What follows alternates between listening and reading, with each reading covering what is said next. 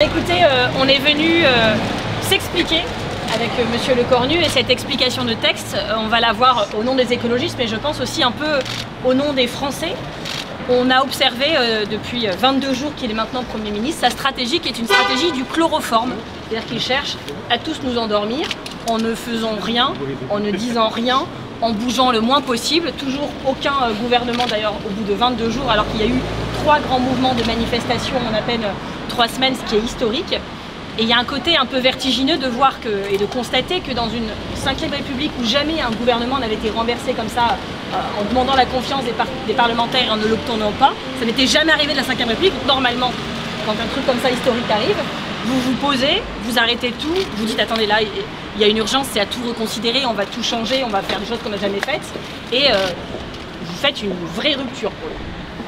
Ce matin, en nous réveillant, comme vous toutes et tous, ou alors vous étiez au courant et vous ne nous avez pas prévenu, on a appris que M. Lecornu faisait une allocution dans la cour de Matignon à 8h45. Donc on a attendu en se disant que peut-être nous aurions des réponses à nos questions.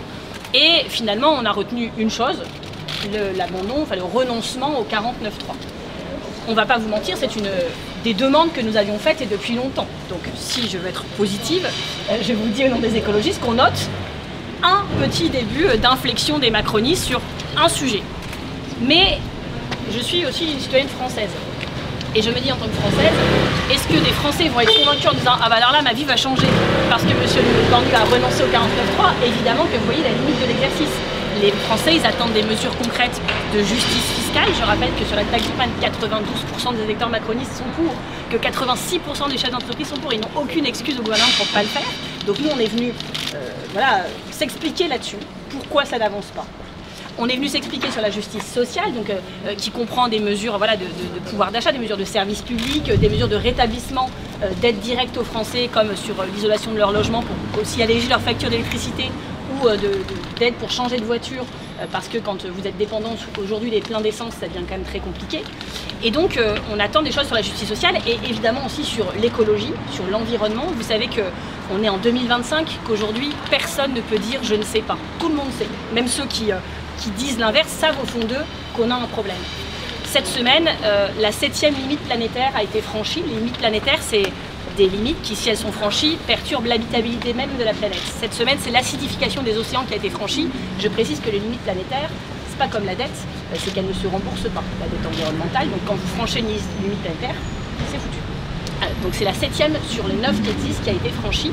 Et donc c'est extrêmement préoccupant. Et là aussi, on devrait avoir en France des politiques, tout partis confondus, qui posent des silences en disant attendez, on est en train d'envoyer nos enfants dans le mur. C'est pas juste le sujet de quelle planète on laissera à nos enfants, c'est y compris quels enfants on laissera à la planète, comment on les prépare à tout ça. Et on n'en parle jamais. Monsieur Lecornu fait une grande interview dans Le Parisien en citant 5 priorités.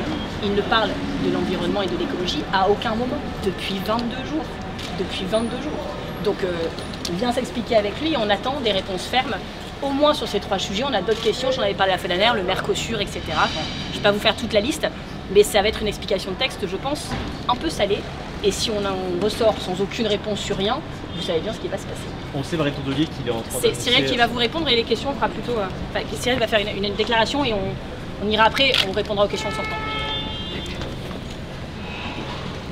Comme vient de l'indiquer Marine Tondelier, les écologistes, le groupe écologiste et social, ont demandé depuis la censure de Michel Barnier, soit depuis plus d'1 an, le renoncement au 49.3. Avec cette annonce, c'est une première concession que Sébastien Lecornu fait aux écologistes et fait à la gauche. Mais nous ne sommes pas dupes du jour auquel ça arrive. Hier, vous avez pu le constater, il y a eu un pacte qui a été fait entre le socle gouvernemental, c'est-à-dire les macronistes, les républicains, et le groupe du Rassemblement national, c'est-à-dire l'extrême droite. Eh bien, la question que nous lui poserons, c'est est-ce que finalement c'est la continuité de ce pacte? Est-ce que nous allons continuer à l'Assemblée nationale, voir, comme c'était déjà le cas, le bloc gouvernemental voter la loi du plomb avec l'extrême droite? Est-ce que c'est le même pacte qui va continuer pour refuser la taxe Zuckman? Est-ce que le pacte macroniste extrême droite va perdurer pour refuser les financements des énergies renouvelables. Est-ce que dans la corbeille de la mariée, il y a les demandes de Bruno Retailleau de laisser une politique de santé publique, c'est-à-dire l'aide médicale d'État, être gérée par le ministère de l'Intérieur? Qu'il soit très clair, nous demandions la fin du 49.3 par respect de la Constitution. C'est une concession, mais à aucun moment nous laisserons cet écran de fumée revenir sur une politique de fond. L'abandon du 49.3 sans un front républicain très clair et le refus d'un pacte entre les macronistes et l'extrême droite, ce serait une faute morale, ce serait une faute politique et jamais nous n'accepterons que l'Assemblée nationale reprenne et vote des idées et des propositions de l'extrême droite sans une opposition ferme, dure des écologistes. Bon, ce n'est qu'un début, continuons le combat.